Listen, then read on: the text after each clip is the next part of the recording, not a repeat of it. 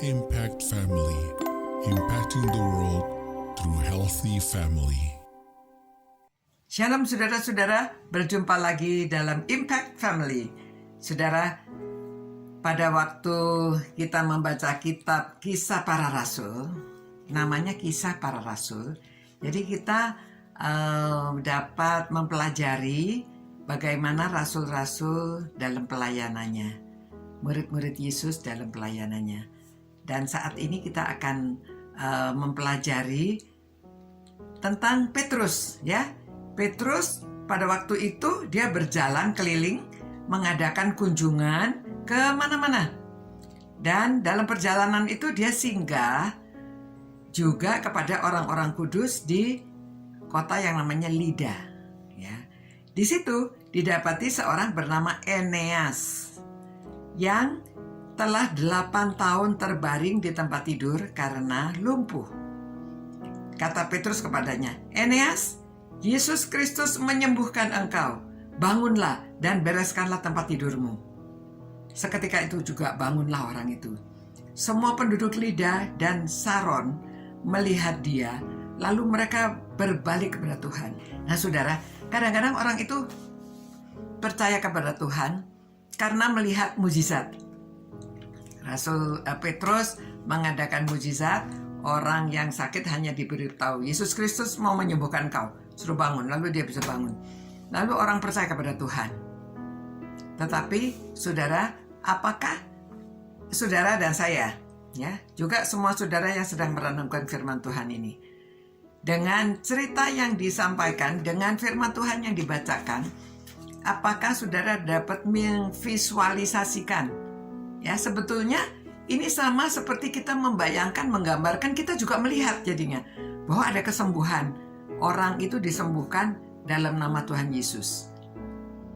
Jikalau saat ini saudara juga barangkali ada yang sedang sakit, saudara dapat juga merasakan bahwa Tuhan melalui firman-Nya, melalui hamba-Nya juga berbicara kepada saudara, ya, bahwa Tuhan Yesus ingin kau sembuh. Lalu saudara dapat juga sembuh, ya. Nah, itu bisa terjadi saudara. Kadang-kadang itu tergantung dari iman. Tuhan Yesus selalu mengatakan karena imanmu maka kau sembuh. Semoga saudara yang mendengarkan renungan ini, jikalau ada yang sakit, saudara juga dapat disembuhkan. Percaya penuh, ya. Orang ini waktu diberitahu, Eneas, Tuhan Yesus mau kamu supaya sembuh, bereskan tempat tidurmu. Nah saudara, kalau dia tidak sungguh-sungguh percaya, mungkin dia pikir, apa ini? Orang saya sudah 8 tahun sakit, mana mungkin saya sembuh? Ya nggak sembuh, ya. Tetapi karena dia pikir, saya disuruh bangun, Tuhan Yesus menyembuhkan saya langsung bangun, langsung dibereskan tempat tidurnya. Nah saudara-saudara, memang orang percaya kepada Tuhan itu caranya macam-macam. Ada orang yang melalui melihat mujizat, ada orang mesti mengalami mujizat.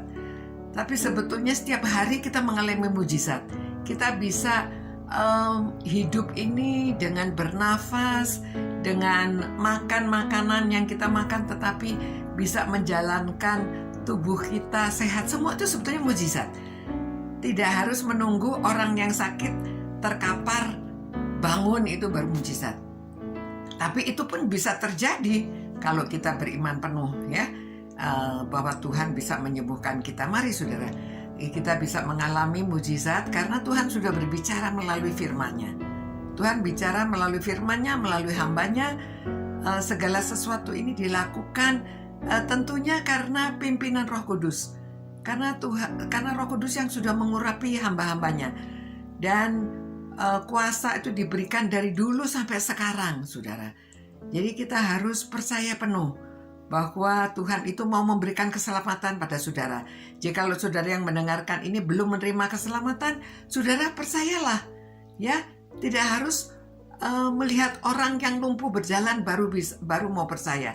Tetapi percayalah melalui bacaan firman ini, sama seperti Tuhan sedang berbicara kepada saudara melalui hamba-Nya. Mungkin malam hari ini melalui saya, ya. Mungkin saudara ada yang mendengarkannya siang atau malam atau pagi. Nah, biarlah saudara percaya penuh juga bahwa kuasa itu diberikan kepada orang yang percaya. iman. Iman itu dapat memindahkan gunung, katanya saudara ya. Kalau saudara percaya, kalau punya iman sebiji sesawi saja, kalau punya iman yang sungguh-sungguh, segala sesuatu dapat terjadi.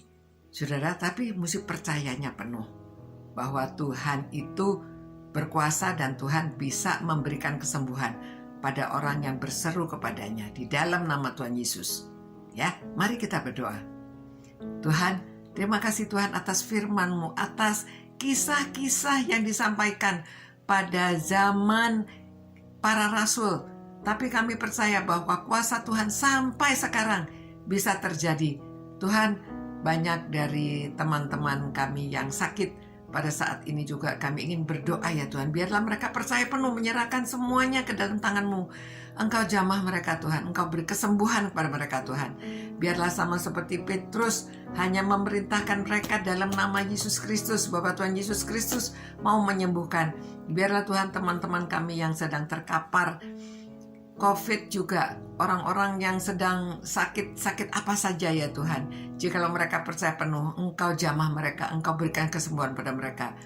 Tolong Tuhan, kiranya belas kasihan-Mu ada pada mereka.